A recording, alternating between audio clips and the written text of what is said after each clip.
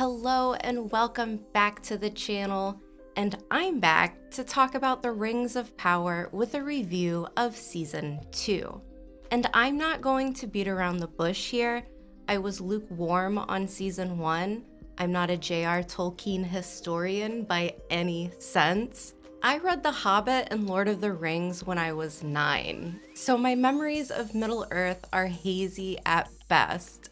I'm not going to tell you about any lore breaks or Easter eggs, but what I can say is I think Season 2 of The Rings of Power got a lot right. So I'm going to focus on the improvements first. My list of highlights starts off at the very beginning.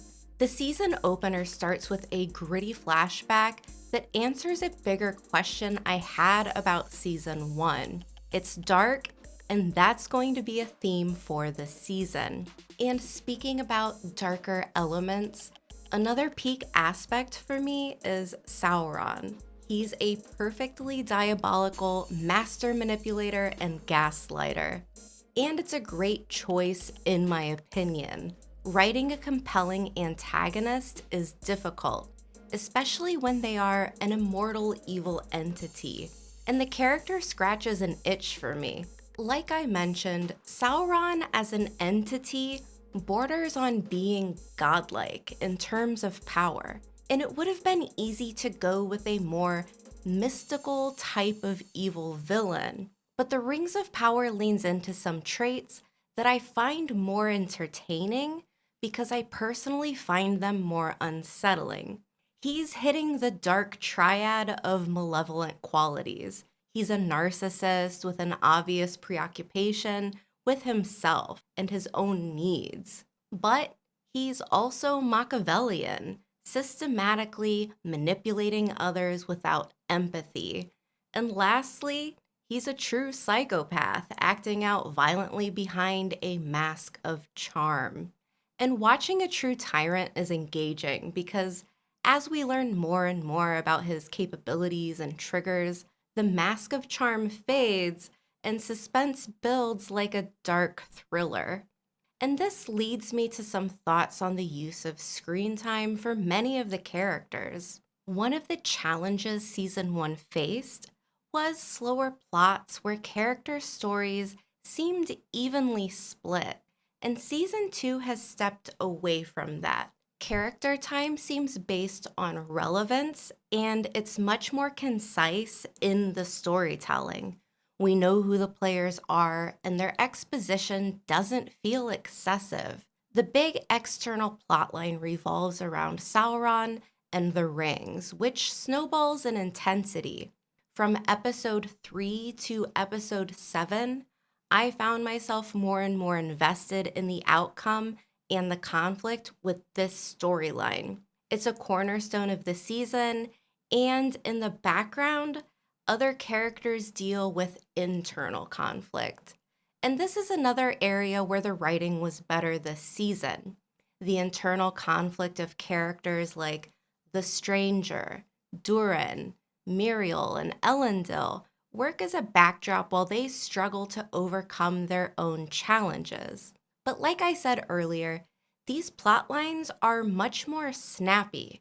They don't linger too long or feel drawn out. Another character that was a highlight for me is Sophia Nomvete as Disa, who really shines in her performance.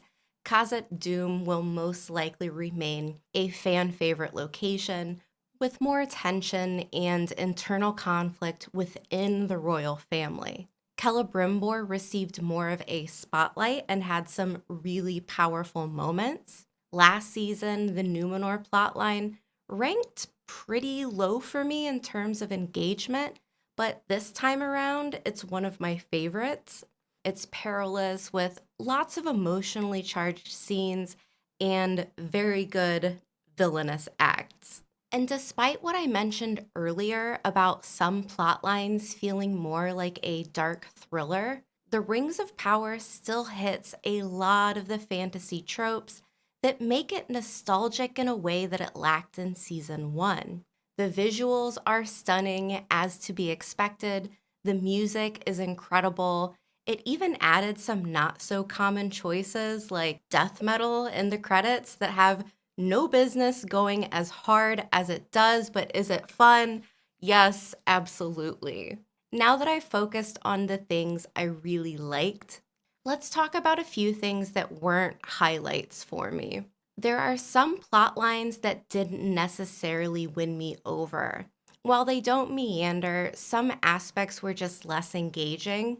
I'm still struggling to really latch on to the Harfoots and the Stranger, but those plots are more background elements this season, and I have a feeling it could be something that becomes more exciting as the story moves to season 3. The Stranger's identity is finally revealed, and he's got a lot of growing to do, which should be particularly fun in the future. There's also a couple events where the obstacles felt a little unbelievable. An outcome needs to happen, so an event will occur to make that possible. While it's noticeable, it's not really a huge deal breaker for me. It's fantasy, and fantasy can be a little hand wavy at times. Characters surviving events that should kill them, sure, it's just fantasy doing fantasy things.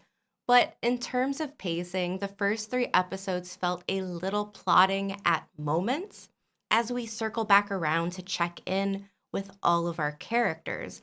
But as a whole, season 2 feels like part 2 of a 3-part act. There's a lot of rising action where our main characters find themselves in worsening conditions and worsening situations, which is another example of things taking a darker turn. There's a whole lot of confrontation, and this type of structure usually saves more of the payoff for later, but I think the resolution of the season ends in a logical place, and the payoff is earned. And like I said, I'm no Tolkien historian, but neither is the vast majority of people who will be watching.